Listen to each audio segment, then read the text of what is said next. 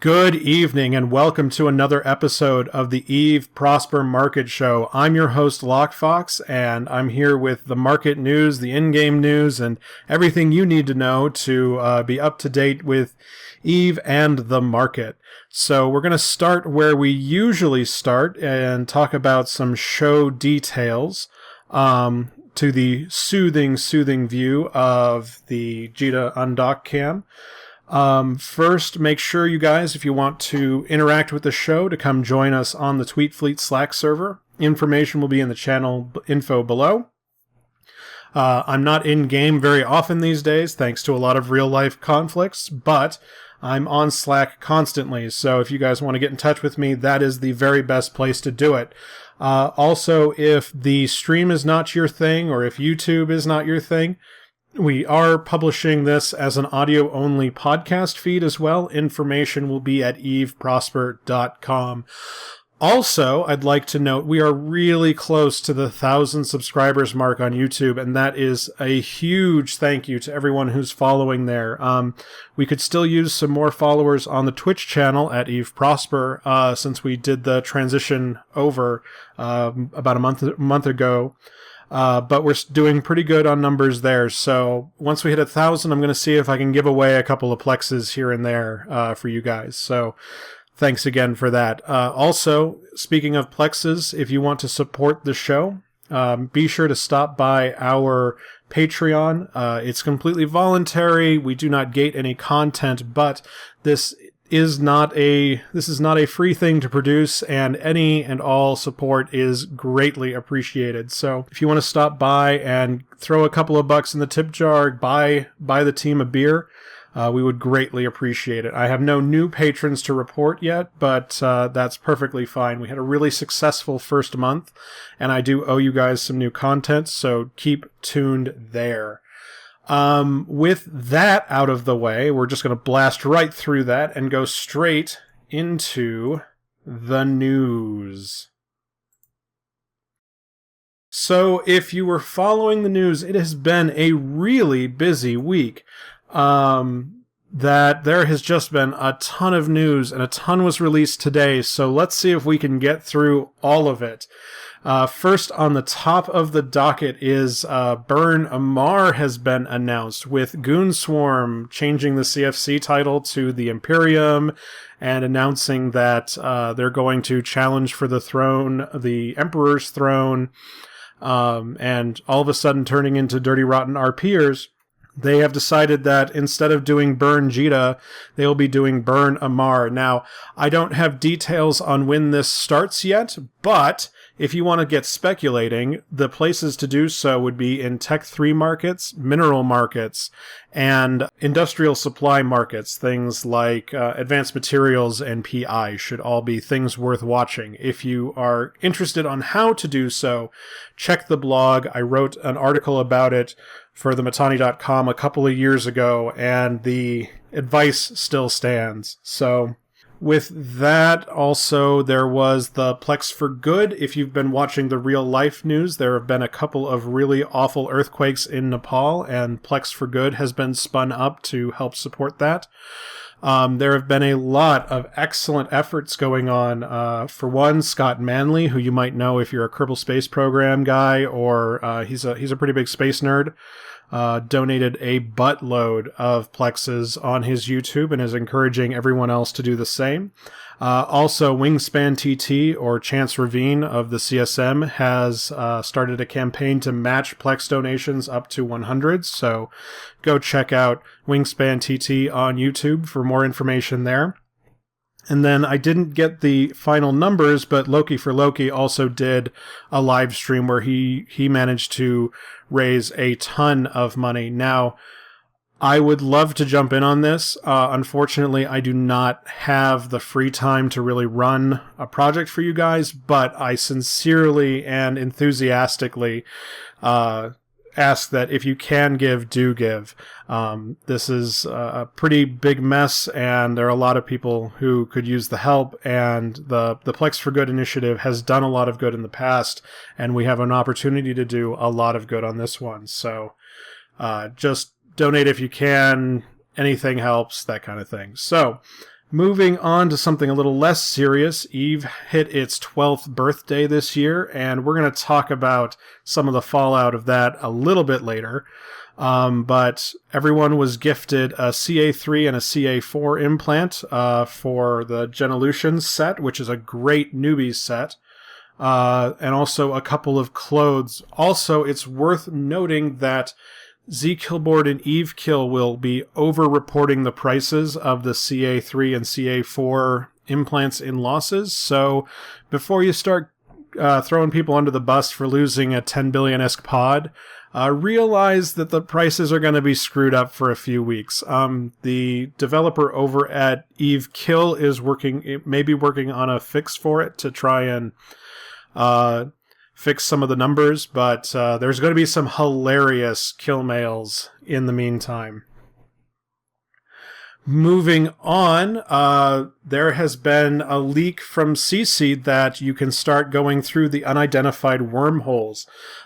These started appearing with the drifters and the Jove observatory stations.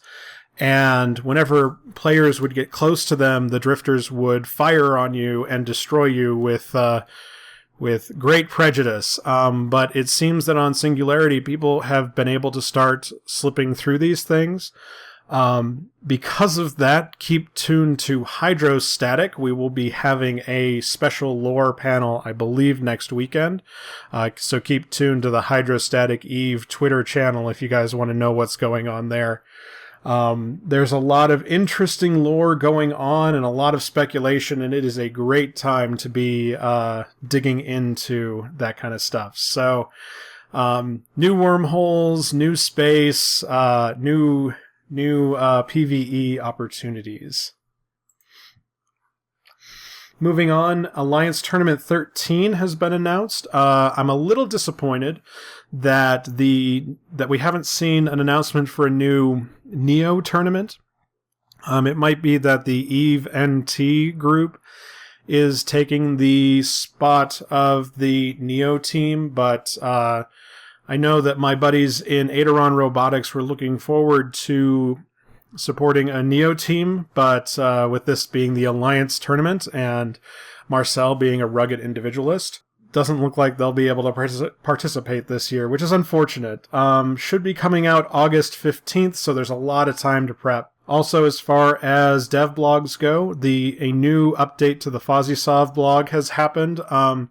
Unfortunately, I have had zero time to come deal with that, so I have no new insights to report here on the show, but we should have something to talk about next week, once I have a little more time to digest it. It seriously came out this morning.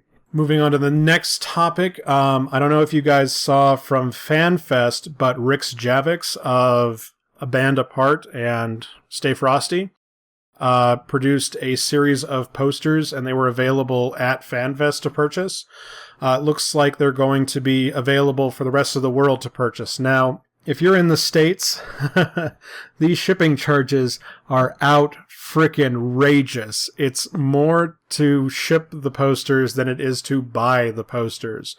I want to say it was TG3 had a tweet today about it being about $85 for the whole set, and I mean, they're pretty, but $85 is a lot to spend. I totally support Rix Javix, and I love his work, and I want to print, and I might just shell out for it, but just keep in mind that these are going to be pricey if you're stateside. And then last, 07 show was today. They did an anniversary show. There was a bunch of little news, not a whole bunch of big earth-shattering developments.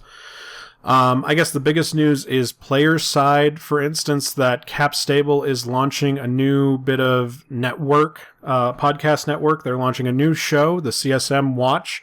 They're launching a Capstable show in French for the French players, and I think they're also launching a new website. So keep tuned to those guys. They've got some pretty big plans for that. So they're launching a lot of really cool stuff, and I know the guys are super enthusiastic about the project, so keep those guys on your radar. And then the last big one was that more Eve Vegas details have come out. The biggest one is that the tickets are selling fast. So if you guys want to go, you should probably motivate. I will be buying tickets. I've been holding off buying tickets, thinking that perhaps I will be a panelist, but they haven't announced. They only announced 2 panelists on the show. That was Web Spaceships, which if you followed him, he does a travel blog in Eve. He does a bunch of lore and stuff, and he's been driven crazy by the Children of Light. And then the head of Brave, whose name is escaping me. So keep tuned for that. I intend to be at Eve Vegas, so if you want to see me, this is going to be the best chance to do so. I have put in a proposal for a talk so we can talk Eve Prosper for maybe 20 or 30 minutes. That would be really awesome. I would really love to get up on stage for you guys. But no news yet on that progress. So with nothing else to talk about for news, and there was a buttload of news, let's move on to Plex. Plex has been a bit of a roller coaster the last few days. We saw that going into last weekend, the prices had spiked above 850. And thanks to a 10% off sale, they have lost a lot of their steam. They dropped down to 825 and are now tracking again up towards 850 again. We'll see. I believe that they have the strength to crest 850, especially with the Plex for Good campaign running right now. That should be using up a lot of Plex. I mean, it's a good cause, but it's going to drive the price up. I know that this looks like we're on a bit of a tear, but to just keep a look at the 1-year review, we're only starting to get back some of the steam we lost since big nerf back in November. If we look at the buy and sell prices, momentum looks slightly northward. This was taken last night, so we don't have the latest 24 hours, unfortunately. But spreads look decent. Everything looks healthy. The spreads are getting a little thin at the moment, but so we should be seeing some upward pressure. And then if we look at RMT tokens, these are things like the 30-day Plex, the multiple pilot training certificate, and the Resculpt certificate. I mentioned last week that the multiple pilot training certificate was trending a good deal lower than Plex. If you could get them on buy orders, it looks like some of that margin is closing, but it's not closing very fast. And also the Resculpts are a little bit are a little misleading. They only cost 1,000 RM, but they also could cost a whole Plex if you do things wrong. So I don't think they're very popular, so the volume isn't very much there. Yeah, RMT tokens, this is what they look like. I'm not tracking tokens because it turns out you can't really spawn tokens, but we'll talk about those in just a few minutes. Moving on to minerals, it has been a strange week. Titanium continues to trend down to 5.2. We're seeing it in extremely weak territory at the moment. It's hard to say that it could go much lower, but with all of the minerals tracking down in prices, especially if with all the minerals tracking down in prices, it starts to look like an anti-capital signal that people aren't producing as many capitals, aren't consuming as many capitals, and so all of these low ends that would be soaked up by capitals are just not getting out there. So titanium is low. Pyrite took a huge dive south of 12, which I think is unrealistic. If you can get pyrite at 11.5, I think you should buy it because I think we'll rebound to 12 over the weekend, but that's a pretty risky bet, so keep an eye out there. Mexelon took a huge dive. This thing triggered our 2 sigma deviation here in its dive down. This is hot and fast and falling fast. We're way into weak territory. We're basically breaking every indicator, so I have no idea where the floor is here. And this is the canary in the coal mine for me, where we talk about, if you want to talk about capitals not being produced, this Mexelon drop really tells me that One, that the need to ship it is going down, so nullsec is supplying their own. But two, that in general we don't need that much. So prices are falling. I don't know where the floor is. I'd hope it's around 40, but it could keep falling down to 35. Isogen is staying stable at 120. No reason to think this wouldn't go either way. Isogen has stayed relatively stable. There's not a lot to talk about with Isogen. Noxium is continuing this stair-step fall. If you want to try and play it, there might be a chance to buy in the weekend, sell by Thursday-ish before it drops again. No reason to believe that this couldn't keep heading to 550 or 560. We'll see in the upcoming weeks. Zydrine, the big star for the last few weeks, has stabilized relatively well. We're seeing a little bit of an uptick, but I think this is going to be a normal weekday ebb and flow. Megasite had a larger bump over the weekend, but still not seeing anything that really tells me it's going to go much north of 2,000. And Morphite continues to stay rather high, and I don't know if this is because less of it is getting mined. That's my gut instinct here, that more people are mining the minerals they need and not going for the Morphite because there isn't a whole lot of need for it. We're seeing the volume bubble from last week is just not quite there either, so the pressure that I was hoping for is just not sticking around. And if we want to look at the entire mineral graph, here is the one that we had on the 07 show. Oh, I'm sorry. I mean, this one was the one that was supposed to be on the 07 show. So I'm going to troll CCP Mimic about that just a bit. Things are looking relatively stable. I'm going to shrink this view in the future so we can get a better look. Now that we are past the Mosaic release, there's not a whole lot of action to keep reporting on.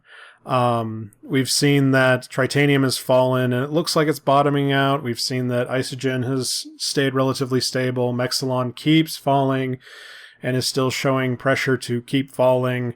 Pyrite could go either way.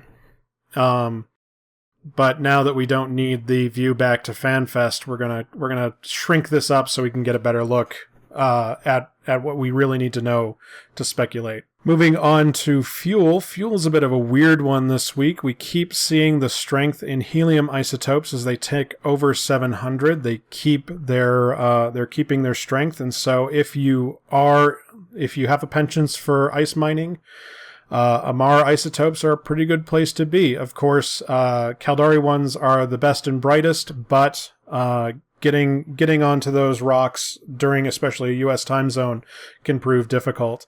We continue to see weakness in the oxygen isotopes, but it's relatively stable and nothing interesting to report for the Minmatar. But when we look at fuel blocks, Amar fuel blocks are on a huge tear. So if you can build Amar fuel blocks like right now, like you're listening to this right now, go build some, sell some. They are on a tear. The margin is just ridiculous. This is going to pop any second now. So go jump on that while the getting's good. And it looks like I screwed up the ranges here again. If we actually look at the helium isotopes, for instance, we're seeing that they're relatively stable. They're a little bit high going into the weekend, but there's no reason to believe they're going to tick up very hard. But when we look at Amar fuel blocks, they are just astronomical. Now, this could be a little bit of over weakness, but this price is just way too freaking high. Moving on to the outliers, the meat and potatoes of the show. Let's talk about implants, why don't we? So, the big news is that Genolution CA3s and CA4s were going to be released as a birthday present to the community, and the prices fell like a stone. We went from 3 or 4 billion down to 3 or 4 million. I mean, 30 or 40 million, excuse me. These are some huge falls. They are just dropping like a stone, and I'm kind of glad they are because they're really useful implants. the Genolution set is great for newbies. The thing I didn't quite expect, though it seems obvious in retrospect, is the CA1 and CA2s are tracking up really high. This is probably in response to, if you're going to buy the 3s and 4s, you might as well buy the 1s and 2s. So the prices are relatively high, which makes me feel like certified genius, Wile E. Coyote style, that I had said that we were at a floor in CA1s and CA2s. And so if you bought in on my hunch there, I would love to hear from you. So write us at Eve Prosper on Twitter, or in the Tweetfleet Slack, or the prospermarketshow@gmail.com. I would love to hear if you actually did jump on this bandwagon, because this would have made a great penny, and would have been a super lucky hit to jump in on that market. And if we look at the actual charts, like, it breaks the charts. I mean, we go from a pretty stable 80-ish million to 140 on the CA1. We go from the 60 million that it's been sort of weak herein to 120 million. I mean, these are a great opportunity, and I think you can still get them if you go to if you get a starter pack. So if you want to jump in on this after the fact with some real life dollars, that might be an option as well. Then we look at the CA3 and 4, and I mean the graphs just can't keep up. I almost changed the axes to logarithmic. It's such a discontinuity. This is going to screw up my flagging for the next couple of weeks.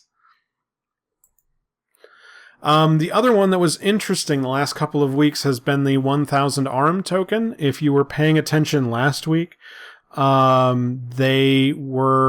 mentioned them just because we were trying to look at RMT tokens and that they were reasonably fairly priced, but as they track up and up, I don't think we're going to get further and further away from parity.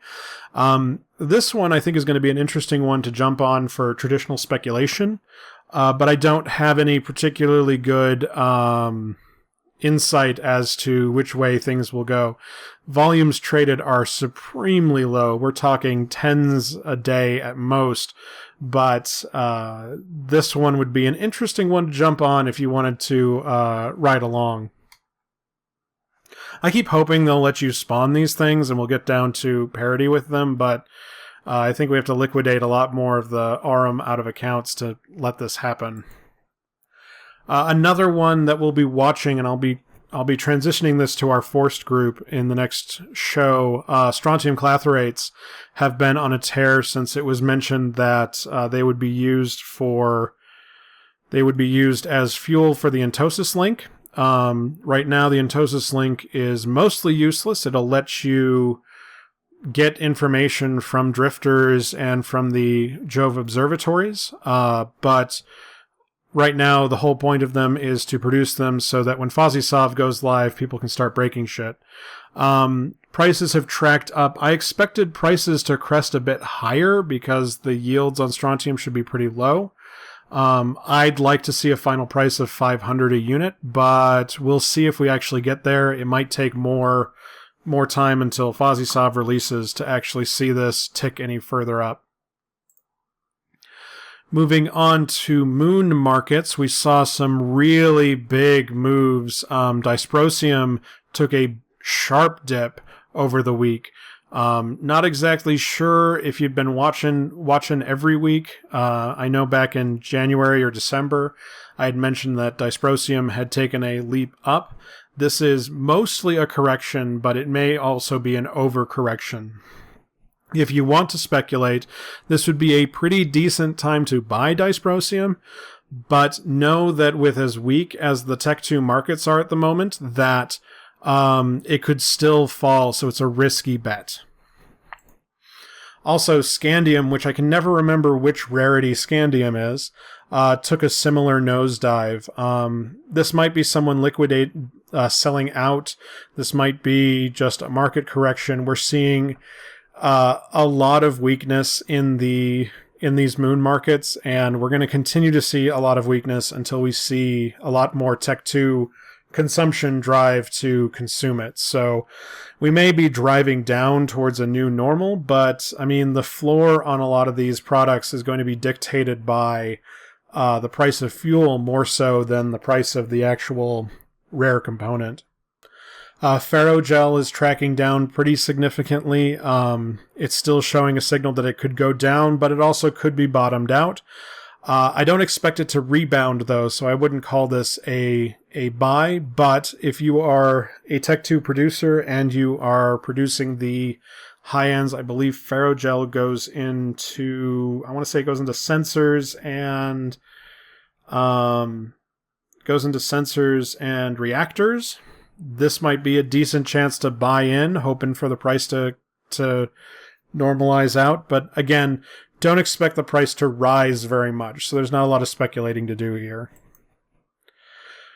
Keeping an eye on the PI markets, Coolant had recovered a couple of weeks ago, but has since tracked down again.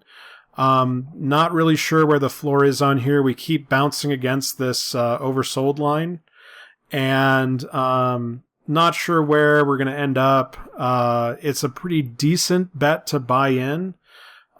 If you want to speculate, the prices I don't think can go much lower, but I would have said that in this trough as well. So again, hate to be wishy-washy. It's hard to make really good predictions.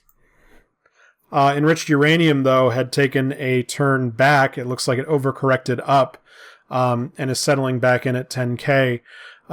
This would have been great to buy in the trough. The signals were pretty strong to buy in the trough. That's why I'm saying for Coolant to buy. I think Coolant's still a buy, but this, I'm not sure if this will happen. And then if we look at robotics, prices are pretty low, but it looks like they could track a little bit lower. We should be rising into the weekend up to 65K, and then we could end up falling again during the week down to 63K. So just keep an eye on that. I'm not sure what to tell you if you are a robotics producer, but prices will be heading down.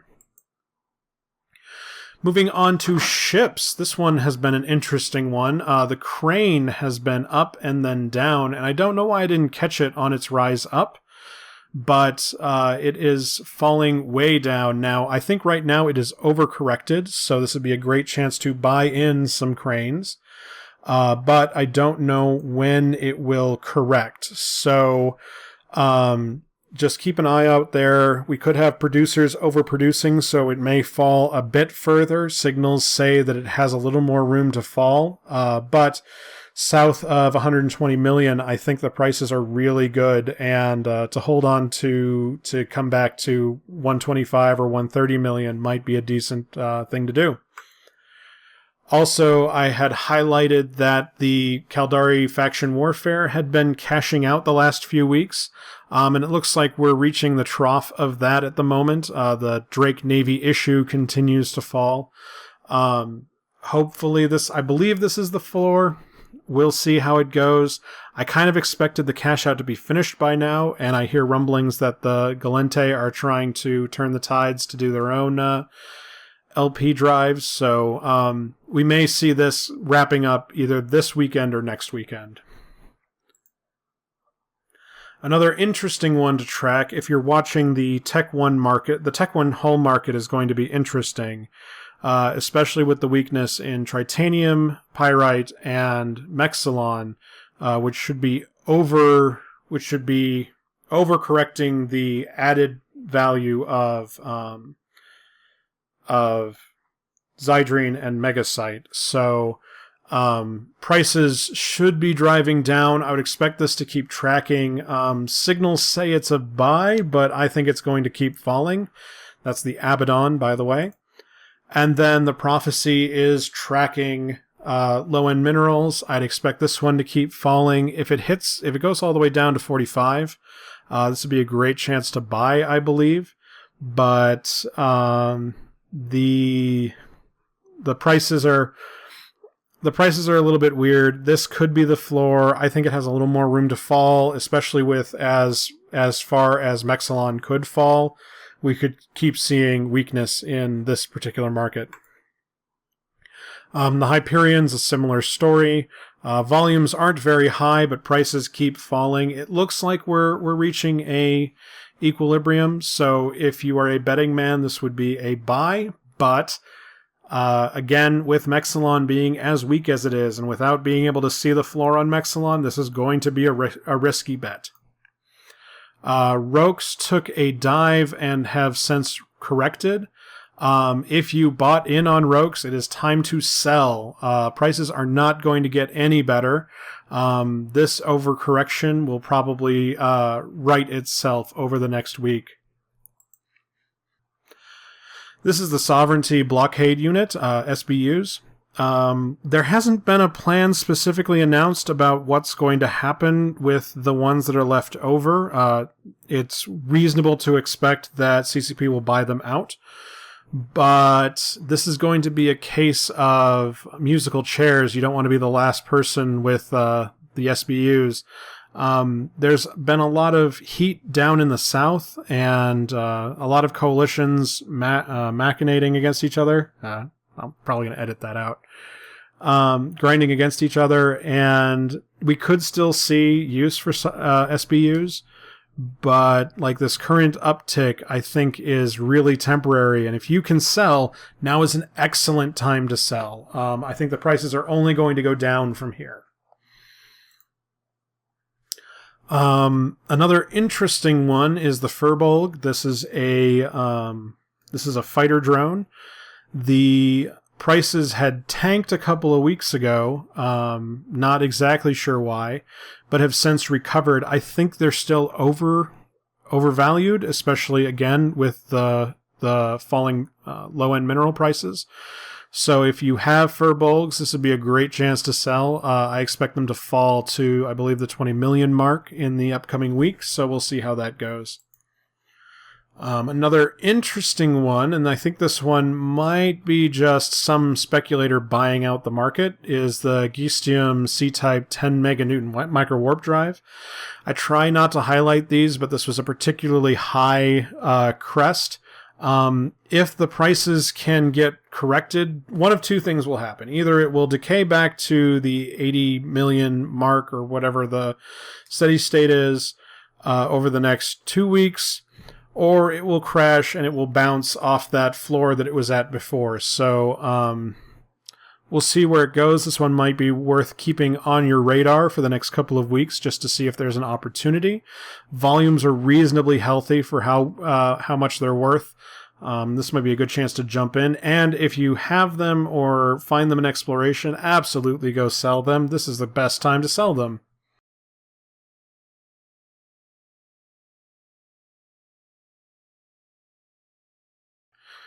Moving on to rigs, we're going to talk about the small core defense field purger. I had expected to see more action in the hyperspatial rigs, but I did not see any flag this week, so maybe the action's over.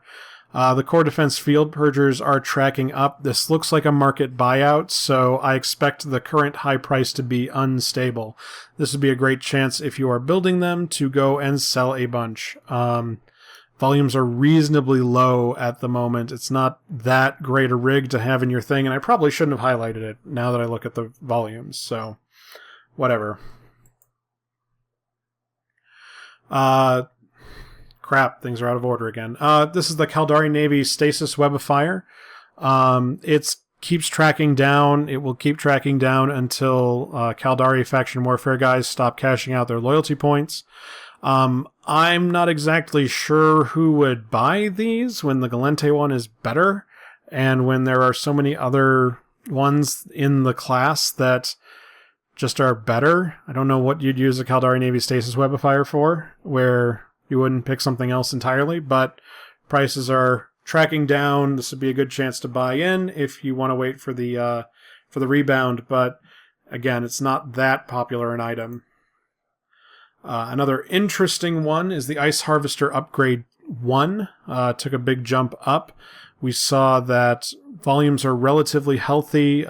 Prices have since overcorrected down below they were before, but this might be a function of the new mineral prices. So again, this one could go both ways. It could go up slightly over the weekend, or it could keep falling and just track mineral prices going forward. So I wouldn't really buy it. I just thought that it was interesting that we saw such a hot peak here for no particularly good reason right before the patch. Still not quite sure. Another interesting one is the mid-grade Crystal Delta is tracking down. If you are in the market for a crystal set, this would be a great chance to pick up the Delta. The price should start turning around in the next, over the weekend is what I would expect. I think that it's reasonable to expect this is the floor. If you want to get in the set building business, this would be a great chance to get your Deltas.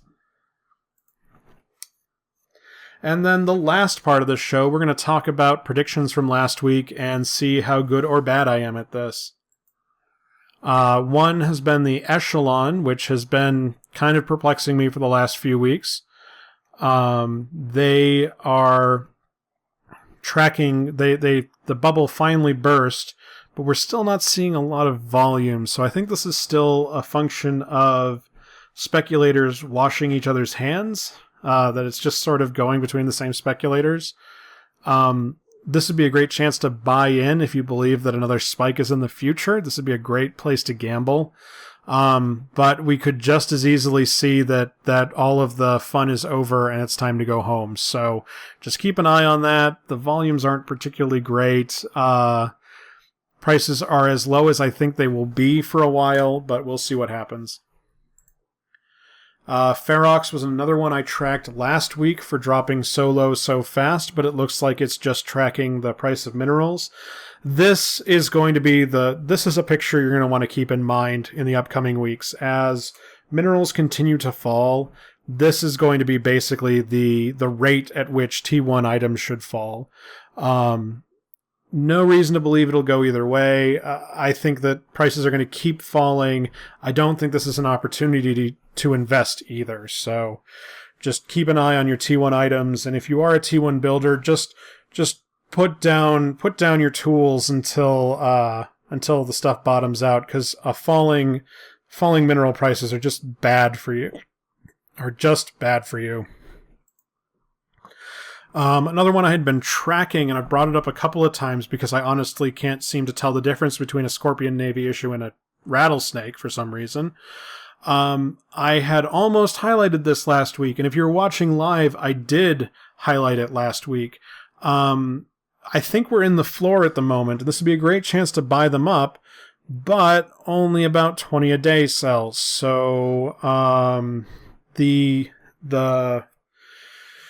not really sure which way to tell you on the Scorpion Navy issue. If you want to speculate, now's a decent time. It looks like the Caldari faction warfare guys are stopping their cash out. This would be a great chance to buy in. Unfortunately, I can't tell you how high the prices are going to go because I really don't know where it fits in a fleet meta. Now, this one is the one that has me particularly perplexed. So the Bowhead has been tracking up in stark opposition to the price of minerals tracking down. I think that at the moment, at 1.7, these things are grossly overvalued, and they are in for a fall. If you can build them, and you are building them, make hay while the sun shines, but understand that any day now, we could see the trend turn around, and they could be down at 1.4 billion within a week or two. With the prices of minerals falling, this is a precarious position to be in.